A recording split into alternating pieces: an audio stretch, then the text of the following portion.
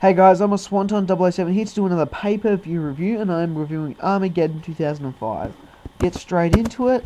At the moment I'm halfway through it, so I'm going to do whatever, I don't know, I'm just going to deal with it later. The first match was JBL versus Matt Hardy. There was nothing real special here. JBL dominated him. Matt Hardy he got hung up in the ropes by his head, and it really looked like he was about to pass out. It was not a pretty sight, and from there on, JBL just dominated him, and it looked like Matt had passed out at one stage there as well, so that was not good. Uh, JBL won pretty quickly, 8 minutes maybe. Matt Hardy had the teeniest little bit of offense. I've given it a 1 3/4 stars. Then we've got Eminem versus the Mexicools. Pretty shit match, to be honest. It went for maybe 15 minutes, maybe a little bit less than that, and it was shocking. I did not enjoy it. We can't say it was shocking. It was an alright match. It was not good. It was not great. Eminem came out with a win, which I enjoyed seeing Eminem win, as I'm a huge Morrison fan.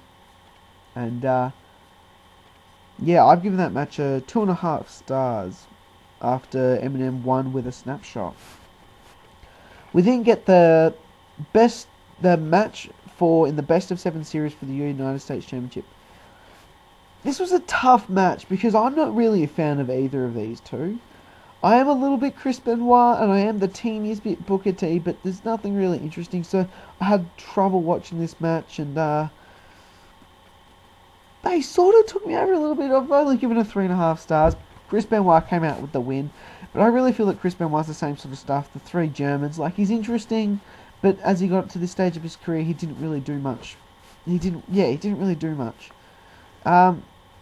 Chris Benoit came out of the win with a crossface, and interestingly enough, Booker T's foot was under the rope, which never got brought up in storyline or anything. But Booker T's foot was under the rope when he tapped, so yeah, 3.5 stars. Then we've got the handicap match between Paul Burchill and William Regal, who was against Bobby Lashley. This was just an absolute annihilation by Bobby Lashley. He was really getting a big push, trying to be pushed into the main event scene, winning the ECW Championship and the United States Championship fairly soon. So I've given that match a 1 star out of 5 because Bobby Lashley just dominates him with the Dominator in the end. And yeah, so okay, so the next match is the Cruiserweight Championship match between Kid Kash and Juventud Guerrera, or The Juice. Really, this was nothing special.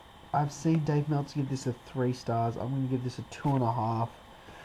There was nothing really that big to it. The crowd was getting bored, and the wrestling was actually pretty good. There's lots of high-flying moves, but it didn't keep me interested. It didn't keep me enthralled in the match. It didn't keep me wanting to watch more. Didn't really want to see another one. The ending was horrible. Kid Kash hits a brainbuster, which really is a horrible finisher and didn't appeal to anything. I mean, UV did the the Juvie driver or whatever, the UV driver, and that really should have pinned him. He also did an awesome Hurricane Rana off the top rope, and the Frankenstein, off the top rope, and that he should have pinned him, and just to finish with the brainbuster is just a modified suplex where he just comes straight down rather than going backwards. It really kind of pissed me off, but Kid Kash became the new champion, and that's about it. So the next match is a champions versus champions match. These are the tag championships of WWE. And it was the Big Show and Kane who were up against Rey Mysterio and Batista. Now, in all honesty, there wasn't much of a rivalry really going into it. They were just sort of put together. Rey Mysterio and Batista were pretty much just given the title so they could have a match and a little bit of a rivalry, sort of putting Batista a bit more over. Batista ends up getting injured, by the way, losing his having to give up his world heavyweight title to Angle. Angle wins it in a battle royal or something. This match really wasn't all that fantastic. Big Show and Kane, big dominant monster guys, as you would expect. Rey Mysterio, Batista had a little bit of offense and really looked good. They looked like they were about to win when Rey Mysterio went for the 619 and Kane was backing off, and then Rey went for the West Coast pop, and Kane picked him up and then tossed him back over his head, which was actually pretty cool. Took lots of strength, it looked like, to do that, and then turned around and gave him the big choke slam, which wasn't too good for Rey. But apart from that, it was actually a pretty good match. Oh, sorry, it wasn't that great a match. It was only went for 8 minutes. These four sort of maybe deserved 12. Could have done a little bit better with a bit more time. But I've never really been a fan of Big Show, Kane, or Batista. I don't think they can wrestle that much, and they can really not pull that many matches off, and pull many good matches off, I might say. Okay, so the main event of the evening, and the last match of the night, is the final match in the rivalry of the Randy Orton Undertaker rivalry, which has been going on for a fairly long time now. It's been going on since WrestleMania 21. 21. WrestleMania 21. Maybe a match before that. Maybe. Not 100%. So, it was a long match.